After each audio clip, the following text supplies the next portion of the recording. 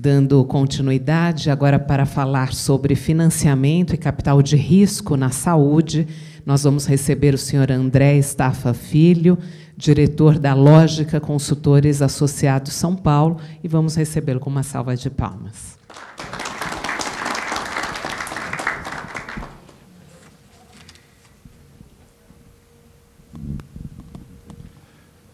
Bom dia, queria agradecer o convite do IEPAS pela participação nesse evento. E, para quem não me conhece, eu vou rapidamente dizer quem eu sou.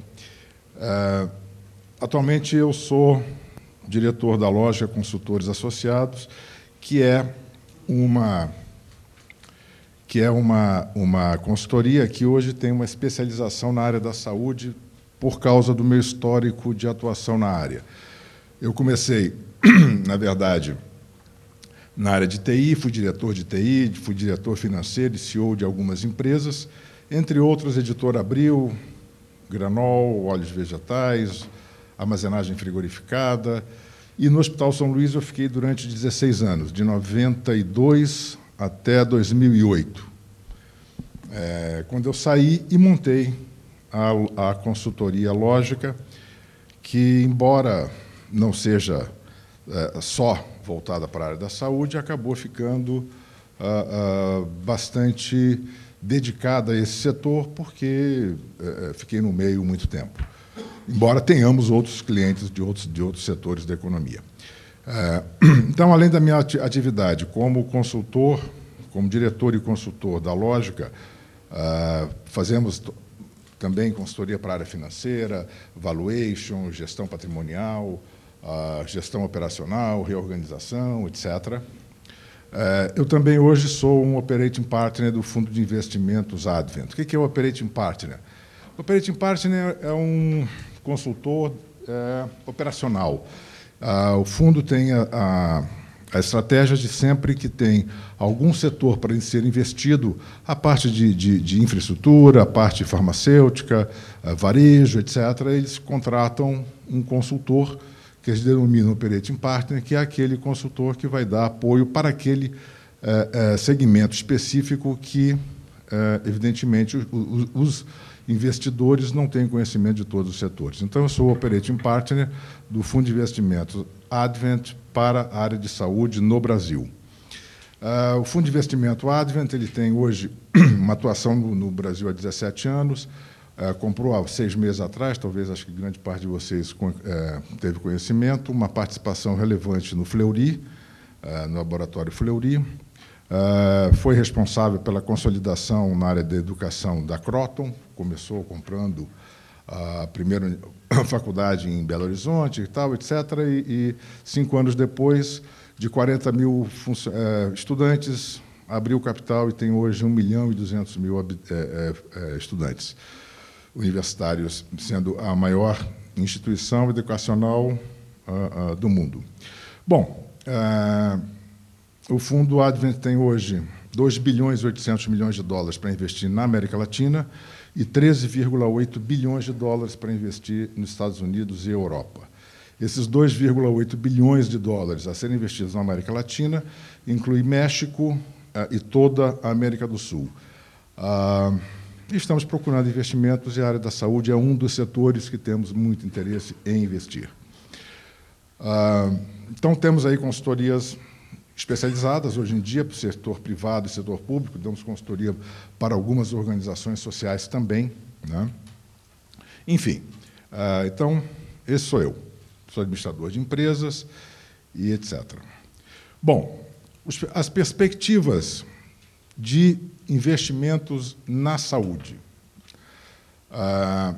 Eu vou me ater ao investimento no setor privado. Por quê? Porque, no caso do setor público, o investimento hoje, quando se fala em setor público, tirando o investimento governamental, público, você tem um único tipo de investimento que é viável, que é PPP. E as PPPs hoje, nós também demos consultoria para alguns projetos de PPP, mas hoje investimento em PPP no Brasil é inviável. Por quê? Primeiro, pelo arcabouço regulatório extremamente complicado. Eu dei consultoria, por exemplo, para uma PPP que tentou se fazer em Minas, só que, naquela PPP, ficou definido pela Assembleia que os funcionários deveriam ser funcionários públicos. Isso não funciona.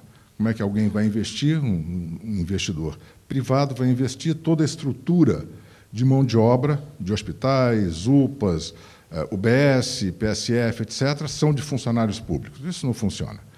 Então, não foi para frente. Além disso, você tem um problema sério hoje no Brasil, que é todo esse investimento que é feito via PPP, o investidor, ou os investidores, eles querem o quê? Uma garantia de que vão receber. E os estados, municípios, não têm capacidade de oferecer essa garantia.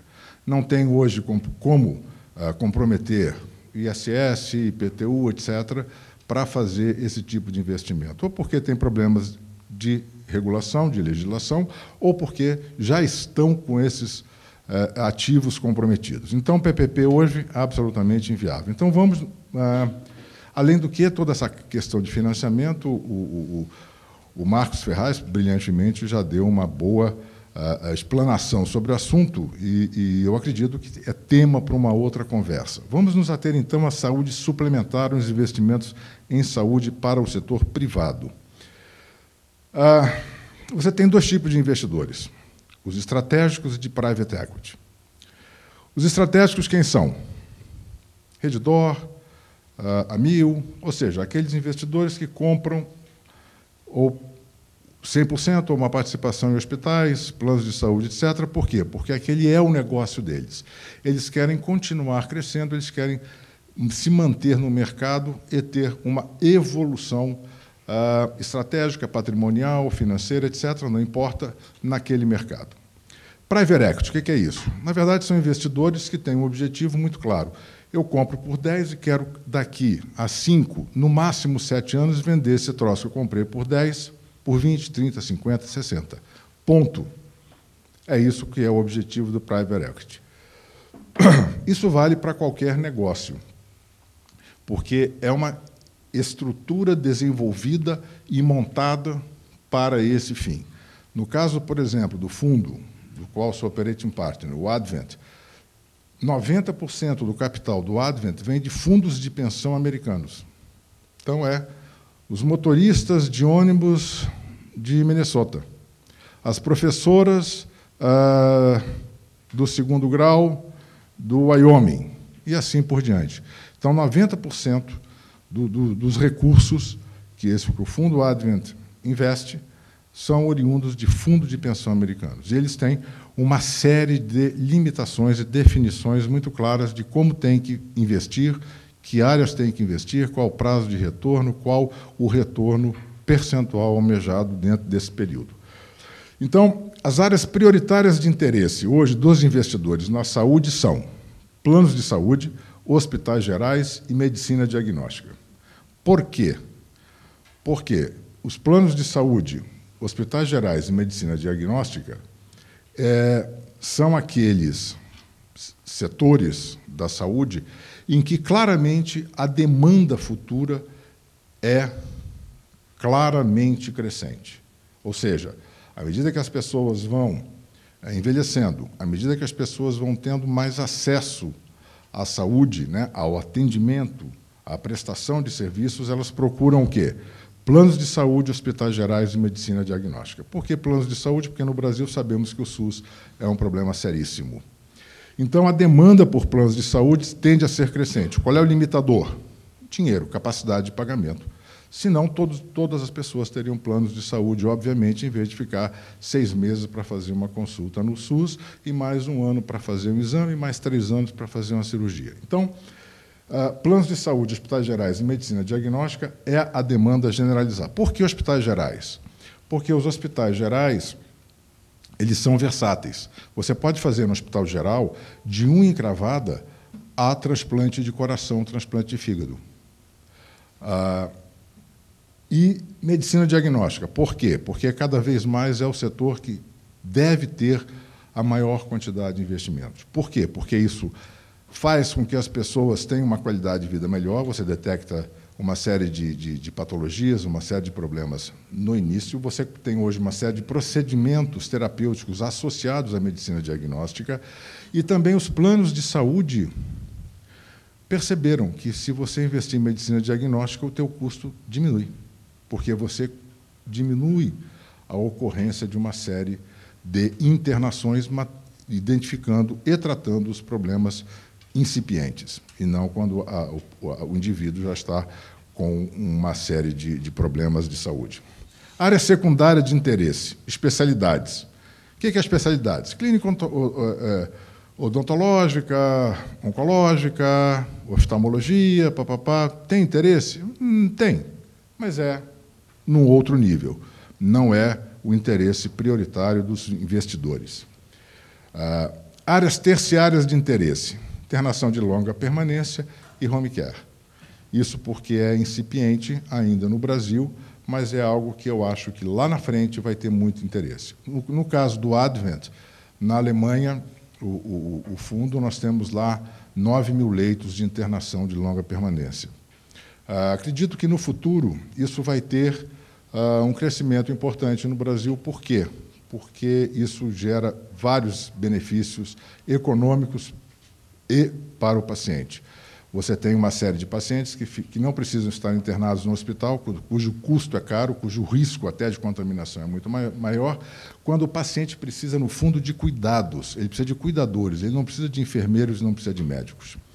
A questão do home care no Brasil complica um pouco, até pela questão econômica, pela questão logística, dependendo das cidades, etc. Então, acredito que esse é um setor que hoje, sob o ponto de vista dos investidores, está no nível terciário, ele tende, ao longo do tempo, a ir para uma situação de maior protagonismo. E, finalmente, a verticalização.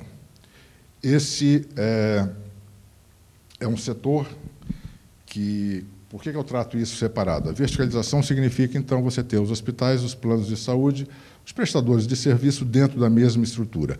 Isso era muito mal visto pelos fundos de investimento, pelos investidores, até investidores estratégicos, mas está ficando muito claro que, pela estrutura regulatória que nós temos no Brasil, essa é uma boa solução para você ter uma gestão mais eficiente de custos. Então, inclusive, os fundos de investimento começam a olhar hoje para a verticalização como uma forma interessante de se fazer uma gestão, de se fazer investimentos de saúde. Antigamente, eles não queriam nem ouvir falar em plano de saúde.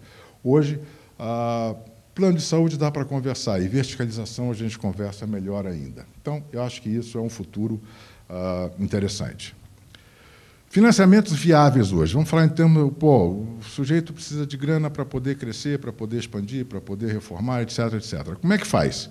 Onde você pode conseguir financiamento hoje? BNDES. Pode, mas não consegue, né? Porque não tem garantia, porque não tem dinheiro lá, etc., etc. Tem outras prioridades. Então, hoje o BNDES é muito complicado para fazer investimentos na área da saúde. Leaseback também é algo muito difícil, os bancos hoje comerciais complicados, dá crédito, etc.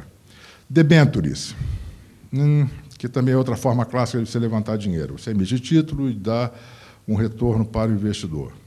Problemas sérios de credibilidade, de confiança no mercado, liquidez, o camarada que fica com essa debenture não consegue passar para frente, complicado.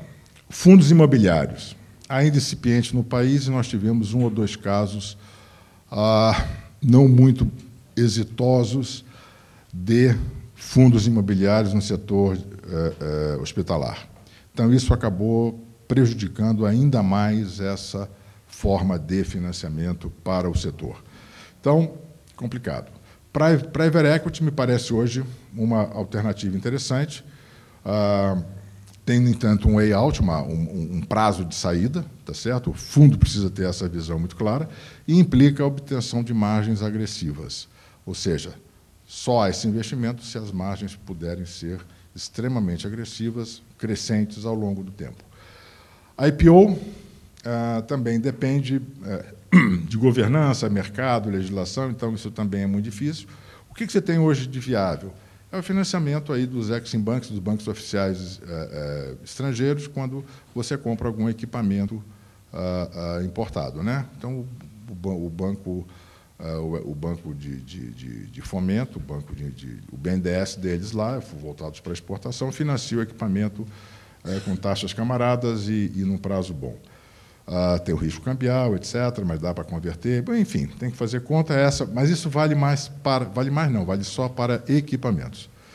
E você tem Project Finance, que é um tipo de financiamento que, para o Brasil, complicado, e para a área da saúde, mais ainda. É quando você consegue um financiamento onde você dá em garantia o teu projeto. Ou seja, você faz um projeto e diz o seguinte: eu vou comprar isso, eu vou investir isso, eu vou ampliar aquilo outro, isso vai custar tanto, ao longo do tempo, então, isso vai gerar um crescimento de tanto, eu vou ganhar tanto, então, isso aqui é bacana, o cara olha e fala, ok, é bacana, eu financio você.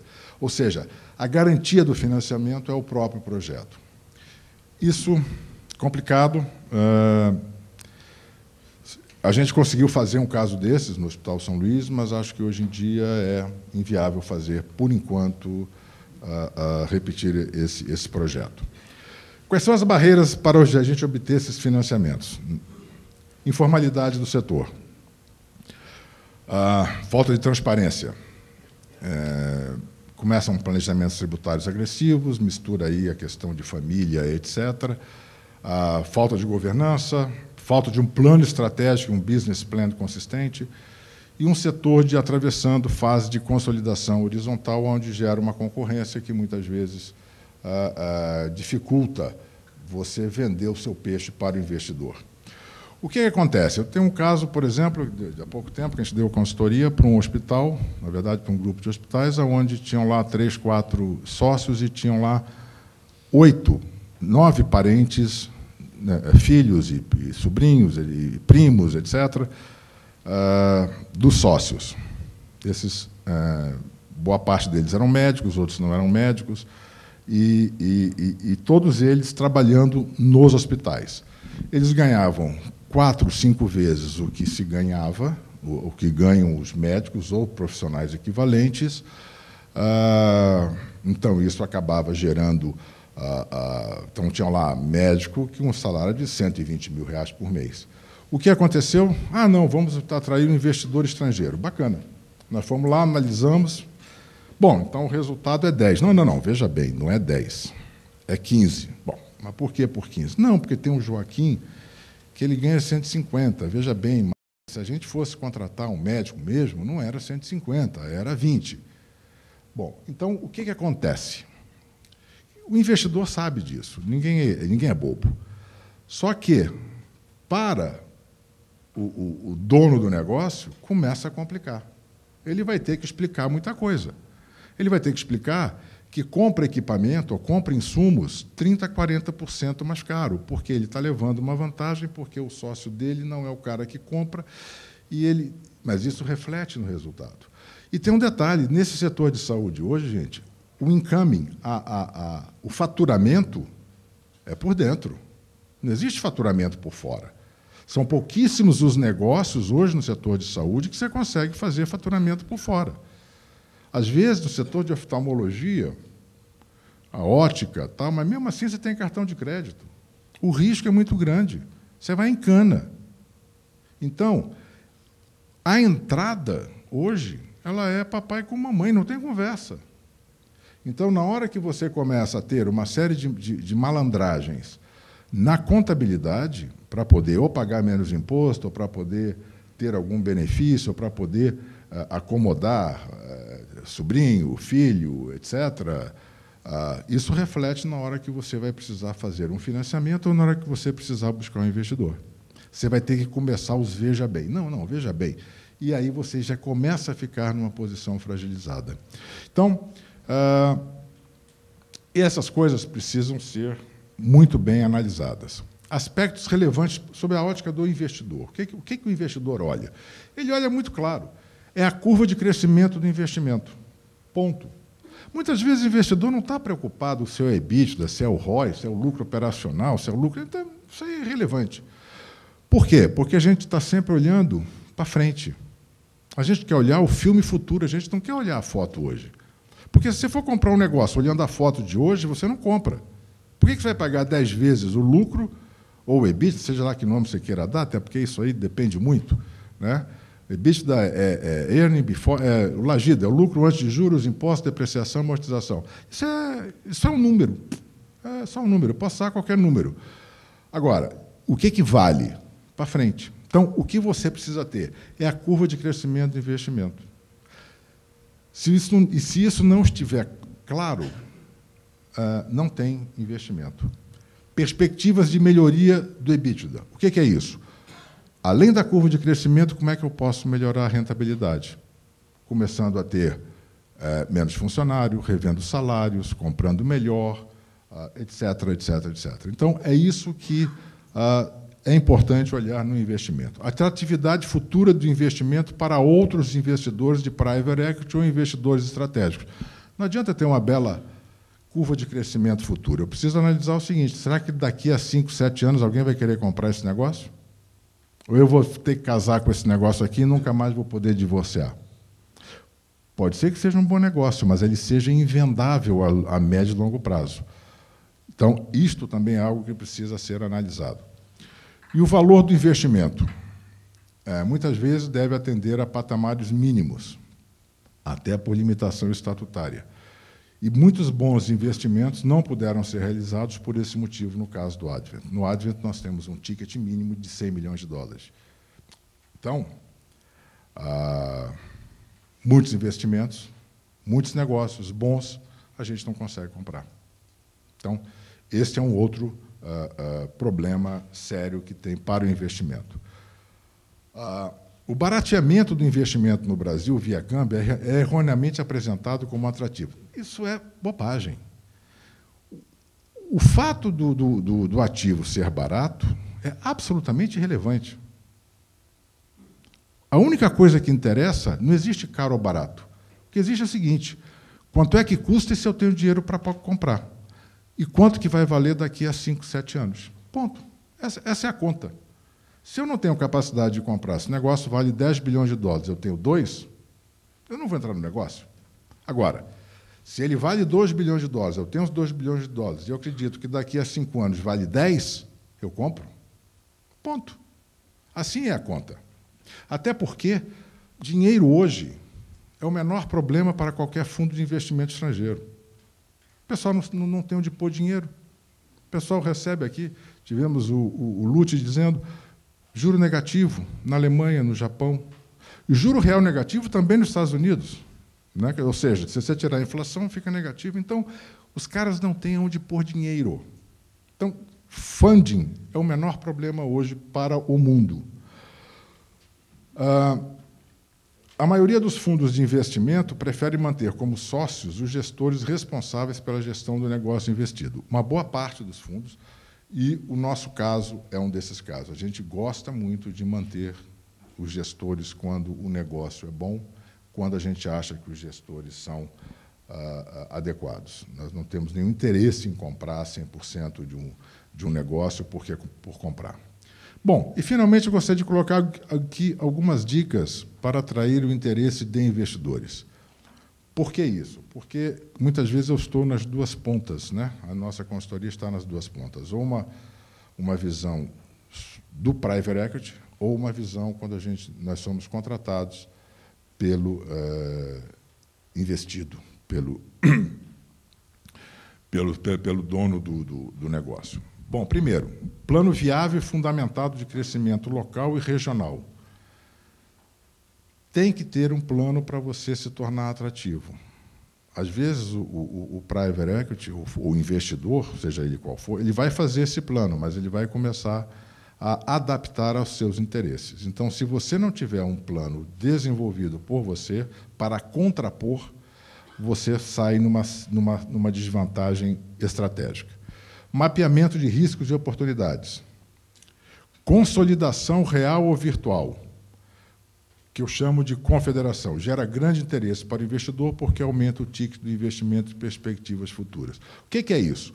É o seguinte, muitas vezes, em algumas cidades, algumas regiões, você tem lá 5, 6, 7 hospitais ou clínicas, ou seja o que for, que juntas a gente poderia investir.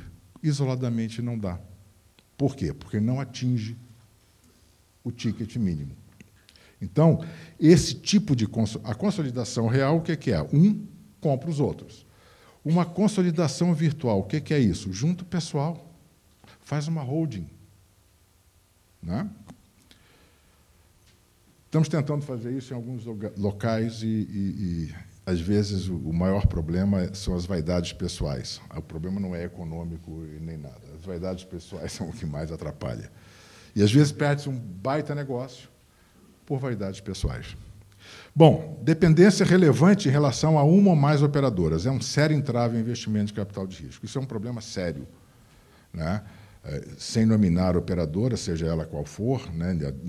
Até porque em algumas cidades não é a Unimed, às vezes é a PM, às vezes é o serviço público estadual, funcionário público municipal, que é o plano de saúde predominante. Isso é uma dificuldade, né? Isso atrapalha e precisa ser bem analisado. E a confusão societária, que também é algo que a gente vê com muita frequência, né? Briga entre sócios, um grupo de sócios querendo prejudicar outros sócios, e nenhum fundo ou nenhum investidor vai entrar num negócio desse para amanhã ser acionado na justiça e ter problemas até de compliance. O preço de venda do negócio, sob a ótica do investidor, é representado por múltiplos de um resultado que pode ser EBITDA, lucro líquido. Isso aí você pode escolher o número que você, o numerinho que você mais gostar. Agora, o que importa? Independentemente do número que você está escolhendo, não importa se é quilômetro, se é milha, é irrelevante. É qual o retorno e o upside num prazo de 5 a 7 anos. Ponto. É isso que vale. Raramente se chega a 10 anos de maturação. Em alguns investimentos, sim, mas é raro. O número é 5 a 7 anos. Portanto, não adianta estabelecer que o negócio vale X porque os sócios acham que vale. Isso também a gente vê direto. Não, quanto vale? Não, vale tanto. Por quê? Porque vale. Então, tá bom. Fica com ele. E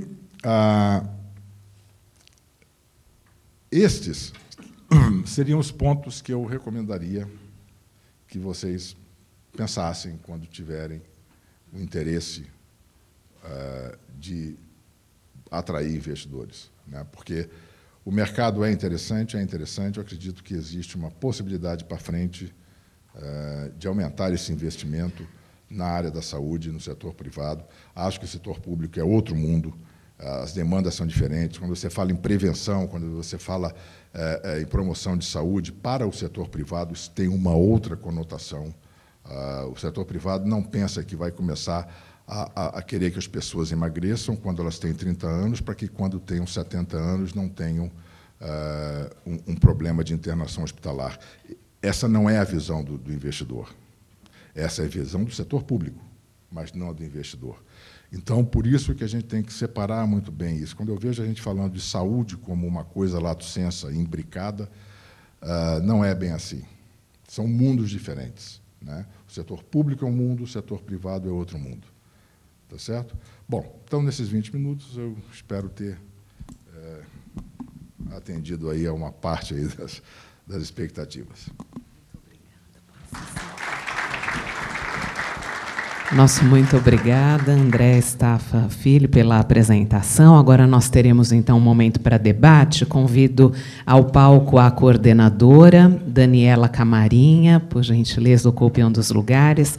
Convido também os palestrantes que se apresentaram anteriormente, Pedro Melo, Luiz Delgado, e convido novamente também André Staffa Filho, por gentileza, ocupem os seus lugares aqui no palco. Nós teremos, então, este momento para participação de vocês também, com perguntas.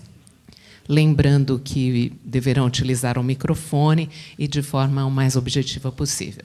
Por favor, com a palavra. Muito obrigada. Eu gostaria, primeiramente, de agradecer e parabenizar as brilhantes apresentações. A gente até estava ali ao lado perguntando se eles treinaram um pouco antes, porque, além de muito boas, foram bastante coordenadas.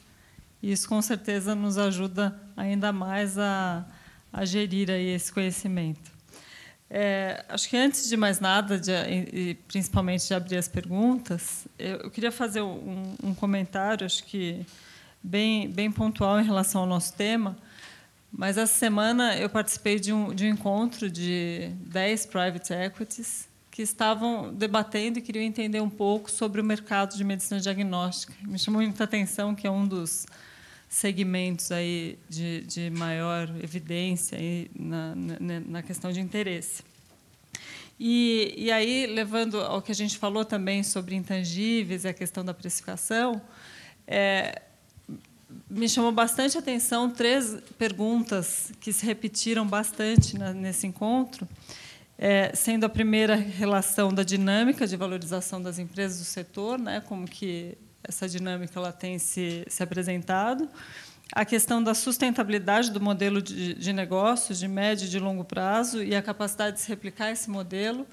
E é interessante que a gente tem um IPO para ser iniciado agora, que é o do Grupo Aliar, e aí o foco bastante forte foi em relação a eles, e a capacidade de atendimento relacionada à produtividade e toda a questão de gerenciamento e coordenação e gestão de agendas, né? E pensando nisso, o senhor falou bastante sobre a questão do ticket mínimo, né? E, às vezes, a gente enxerga toda essa capacidade de gerir melhor uma empresa para se preparar para o futuro e uma possibilidade de fusão, aquisição, muitas vezes é muito mais tangível para empresas grandes, né? E aí você falou que tem um valor, muitas vezes, mínimo para que isso aconteça, e aí eu gostaria de fazer essa pergunta: qual é esse valor? Para que a gente também consiga entender que, antes desse valor, como as empresas podem, né, darem continuidade a esse processo de gestão. E para a mesa aqui, principalmente para o Pedro e para o Luiz, toda essa questão de alinhamento na área da saúde dos ativos intangíveis, né, como, na prática, isso pode nos auxiliar antes de qualquer processo de valorização da empresa. Alô. Bom, a questão do ticket mínimo, isso varia de fundo de investimento, de investidor para investidor, né? Depende de uma questão até de estatuto social, enfim. Mas, no caso da maioria dos fundos de investimento, existe um ticket mínimo. Por quê? O trabalho que você tem para comprar uma empresa de $1 milhão é o mesmo de comprar uma empresa de $200 milhões, por incrível que pareça. Por quê? Porque o compliance é de tão forma rígido e detalhado que você tem que contratar, na grande maioria dos fundos de investimento, uma das Big Four para fazer a due diligence, para fazer todo o levantamento, pesquisa de mercado, etc. Então, o custo que você tem para você poder fazer toda esta preparação, esse levantamento, essa análise para chegar à conclusão é exatamente igual, por incrível que pareça. Então, muitas vezes, os fundos dizem: eu não vou investir numa empresa de $1 milhão que vai me gerar que ela triplique 3, 4, 5 milhões de dólares daqui a 7 anos, ao invés de comprar uma empresa de $200 milhões que vai aumentar 30%. Então, a conta é muito simples. Por isso que eu vejo que, na área da saúde, como você tem uma fragmentação muito grande, enquanto os donos, os proprietários dessas organizações de saúde, essas empresas de saúde, não se conscientizarem disso, vai ser muito difícil eles venderem isoladamente. Porque você pode observar a Redditor, por exemplo, que eu conheço e dei consultoria lá atrás, ela não comprou ninguém fora de São Paulo, Rio de Janeiro, Recife e Brasília. Ponto.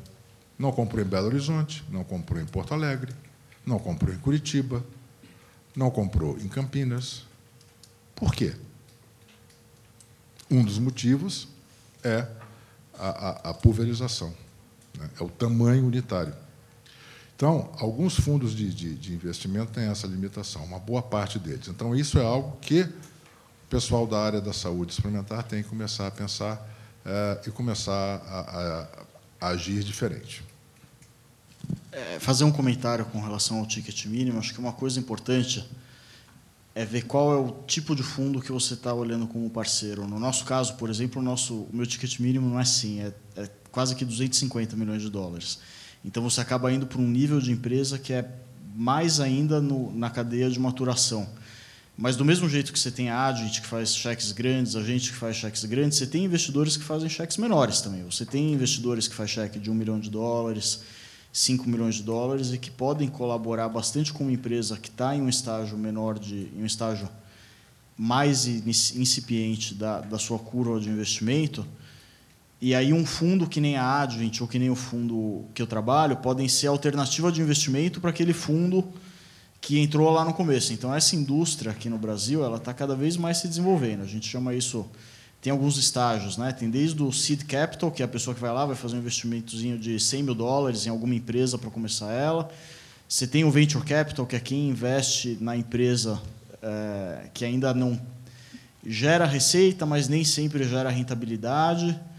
Aí você tem um early stage investor, que é a pessoa que investe naquela empresa que está começando a gerar rentabilidade, vai ter uma escala bacana. Depois você tem o mid buyout fund, que é um fundo que está uns 2 degraus abaixo de onde o fundo que eu trabalho e de onde a Advent estão hoje em dia. Então, você tem outras alternativas de investimento também. Você pode procurar alguém que faça investimento mezanino, que é uma alternativa de investimento que não é necessariamente equity, é uma alternativa de investimento de dívida, que pode ser uma dívida conversível, e eles costumam conseguir agregar valor também. Então, você tem... Os fundos maiores, realmente, nem sempre são acessíveis para empresas menores, por questão de foco, por questão de... Eu não diria nem que dá o mesmo trabalho investir em uma empresa menor, dá mais trabalho ainda, porque você tem que olhar com 5 vezes mais atenção todos os demonstrativos financeiros da empresa, porque, em geral, é menos organizada. Agora, tem gente que o escopo dele, o mandato dele é isso, é investir em empresa pequena. E, sem ser isso, o que a Daniela falou também, como é que vocês podem melhorar sem ter um investidor? Eu acho que aí são as dicas que foram dadas aqui.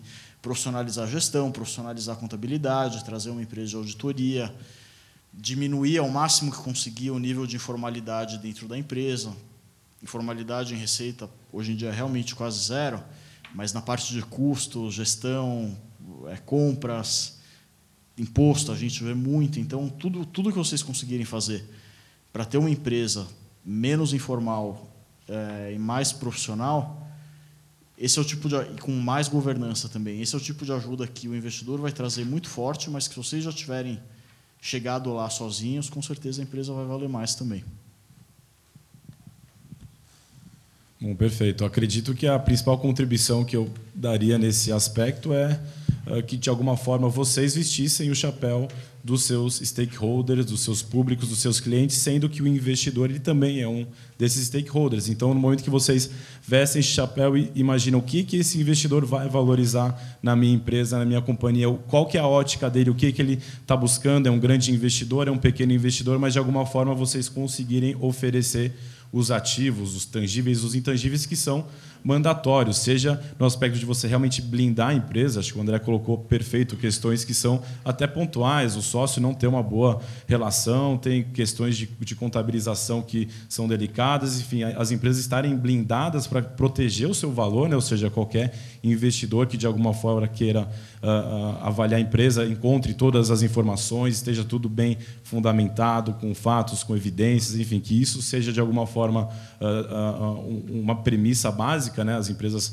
fazerem o seu dever de casa, mas também olhar o que é necessário para se buscar em termos de valorização, de diferenciação, o que cada empresa pode oferecer para o investidor. E cada vez mais a gente percebe um movimento maior de acreditação, né? Até estava comentando com a Daniela anteriormente, né? A importância de você acreditar o trabalho das instituições frente a um órgão governamental, frente ao mercado, frente à sociedade, ou seja, vocês terem um respaldo desses públicos para endossarem o trabalho que vocês fazem. Então, basicamente, entender, e os investidores cada vez mais olham como os outros públicos enxergam a própria instituição. Então, como que aquele hospital que eu tenho interesse, aquela rede que eu acho interessante investir, como que o paciente olha esse hospital, como que o mercado enxerga, como os profissionais que trabalham nesse ambiente, como que eles enxergam, ou seja, se municiar de informações, porque no fundo esse valor que vocês têm, seja ele tangível, intangível, ele é compartilhado. Então, por ser compartilhado, ele necessariamente precisa ser endossado. Então, no momento que vocês têm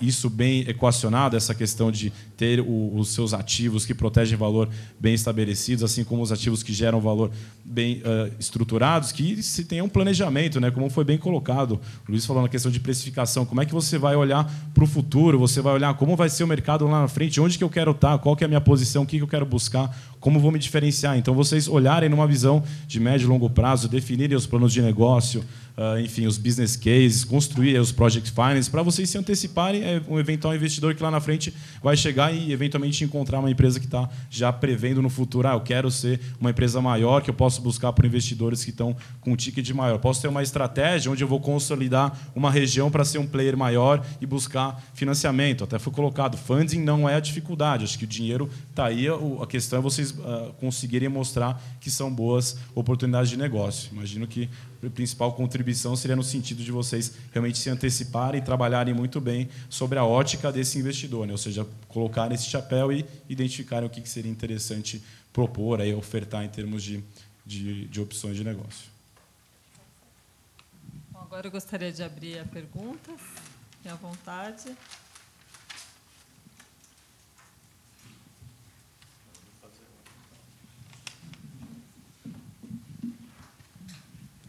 Eu queria perguntar para o Pedro Melo sobre aquela questão, fiquei uma dúvida aqui, na questão dos filantrópicos. Sim, sim. Em que eles produzem, eles têm 5,7 bilhões de isenção, produzem 16 bilhões de serviços e o intangível de mais 12, não sei. Isso, mais 2 bilhões. 2. E esses serviços de 16, o que é isso aí? São serviços para o SUS? Na verdade, a certificação que dá essa isenção SEBAS, você exige 60% dos serviços para o SUS. Então, tem muitos hospitais que é mais, 80%, 90%, são até dedicados diretamente. E a gente pegou exatamente a produção total daquele hospital e, assim, voltado alguma parte para o SUS e uma parte no privado. A grande maioria, eu diria que até 80% seria voltado para o SUS, que é onde a gente faz essa contrapartida. O governo investindo 5 bilhões e está dando serviços num determinado nível para a população. Então, é SUS, tem um pouquinho que não é SUS, mas basicamente é isso. Alguma pergunta?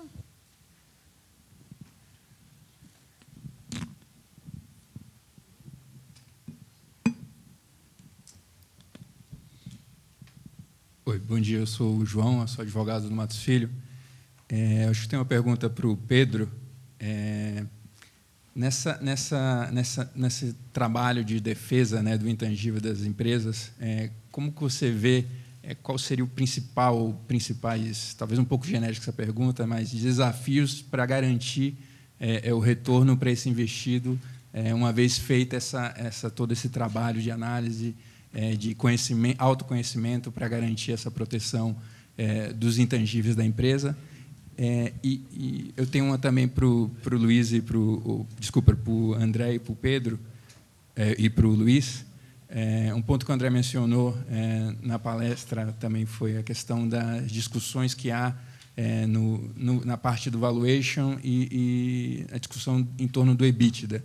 Eu queria que vocês pudessem falar um pouco também do ponto de vista do investidor, onde vocês enxergam as discussões mais comuns nessa parte do valuation enquanto ao EBITDA das empresas investidas, e num processo como um todo, talvez falar um pouco da experiência prática de vocês, do que seriam deal breakers do investimento nesse setor.